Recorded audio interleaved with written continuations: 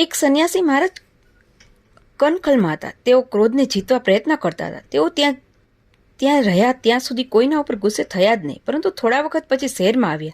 શેઠનું અન્ન ખાધું, તેથી સંન્યાસી મહારાજને ગુસ્સો આવ્યો. એવું એક ભાઈએ કહ્યું.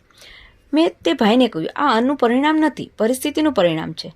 કનખલમાં સંન્યાસી મહારાજ એકલા જ હતા, પાસે કોઈ હતું જ નહીં, તેથી ગુસ્સો કોના ઉપર કરે?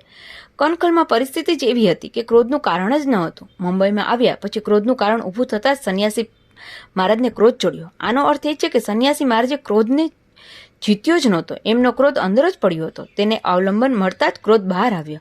તેવી જ રીતે ઋષિઓ કહે છે કે જીવનનો દૃષ્ટિકોણ બદલ્યા વગર કાબુ ન આવે. જીવન તરફ તમે કઈ દ્રષ્ટિ જુઓ છો? શું શરીર ત્યાજ્ય છે, તુજ છે? ના. શું જીવન સજા છે? નહીં. તેથી જીવનનો આશય બદલવો પડશે. આજે જ પોતાની જાતને વેદાંતિ કેવડાવે તેને જીવનમાં બારમાં દ્વેષ છે. જીવન કે શરીરના બારમાં નફરત ઊભી કરીને નહીં ચાલે.